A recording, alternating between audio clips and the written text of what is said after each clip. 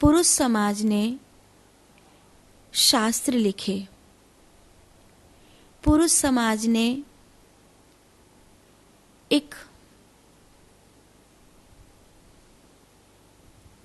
धर्म जगत में महत्वपूर्ण भूमिका निभाई।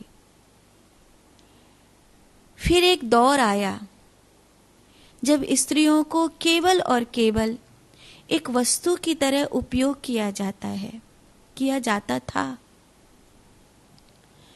वो एक भोग की सामग्री बन गई। भोग की सामग्री बन गई वह स्त्री। एक विशेष मजहब के लोगों ने इस देश पर करीब 500 साल तक राज किया। उसके बाद एक ब्रिटिश मान्यता की एक अलग सी सोच रखने वाले लोगों ने 200 साल राज किया। परिणाम, मैडम शब्द आया मदान। मैडम शब्द मदान माने मनोरंजन की वस्तु, एक फुअड़ भाषा में कहूं तो माल।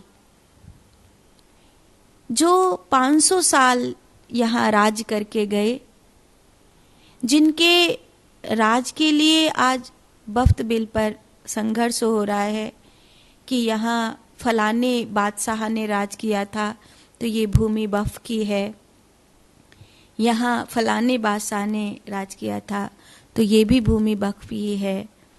ये कितने लाख मंदिर ऐसे हैं जिनको दबाकर मस्जिद खड़ी हुई। खैर, ये विषय दूसरा है।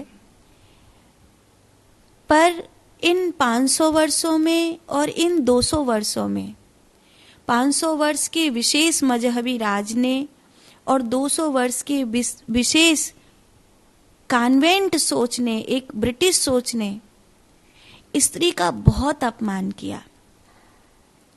और उस अपमान में स्त्री अपनी ऊर्जा को भूल गई कि मूलाधार से कभी ब्रह्मरंध्र में पहुंचा जा सकता है।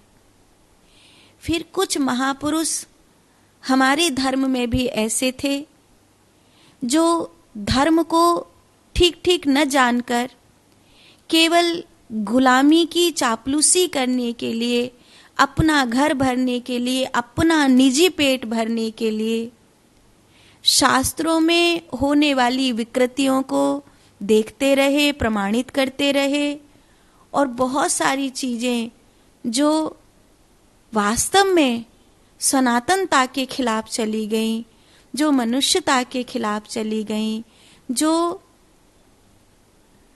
सत्य के खिलाफ चली गईं, उनको आंख मीचकर चुपचाप दबा गए। कुछ बोलो मत। उन्हीं में से ये एक सुबह का है कि स्त्रियों को ओमकार नहीं जाप करना चाहिए। ओमकार का जब जाप होता है तब मूलाधार की ऊर्जा, स्वाधिष्ठान और मणिपूरक की ऊर्जा ब्रह्मगामी होती है।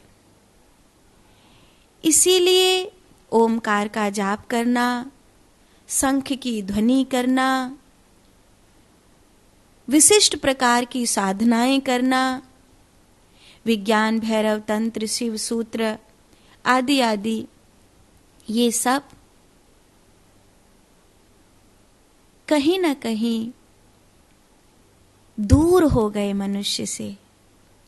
आज से पहले आपने कितनी बार विज्ञान भैरव तंत्र के विषय में सुना है, कितनी बार शिव सूत्र के विषय में सुना है, कितनी बार शिव गीता के विषय में सुना है, कितनी बार अवधूत गीता के विषय में सुना है, कितनी बार। वो तो अब थोड़ा सा समय आया है कि लोग जानने लगे हैं, नहीं तो प्राय लोग भूल ही गए थे कि ऊर्जा को ऊर्ध्वगामी बनाने के लिए प्रत्येक मनुष्य अपने जीवन में, जीवन से मुक्त होने के लिए, मृत्यु से मुक्त होने के लिए लाभार्थी है। ज्ञान ही नहीं था इस बात का। हाँ, जब स्त्री गर्भवती हो, जब स्त्री अपने गर्भ के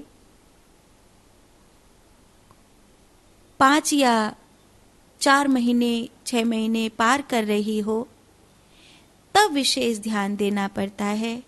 उस समय ऊर्जा को ऊर्ध्वगामी बनाने की विशेष साधनाएं नहीं करनी चाहिए।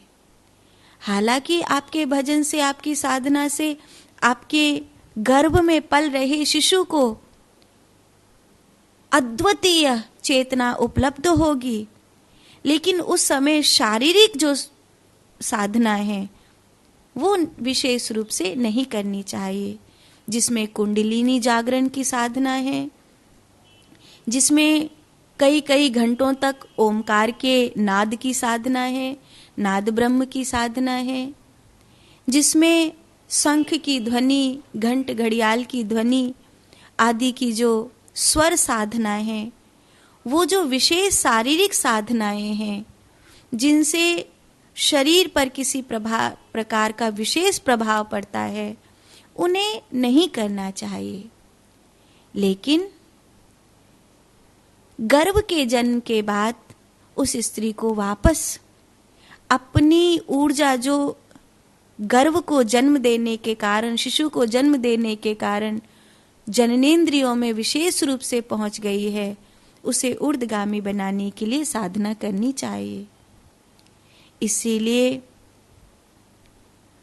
आप किसकी बात मानो, इस बात में आप स्वतंत्र हैं, पर अगर मेरी बात मान रहे हैं तो मैं एक सन्यासी होने के नाते, एक ब्रह्म तत्व की उपासक होने के नाते, एक ब्रह्मचारिणी होने के नाते आपको ये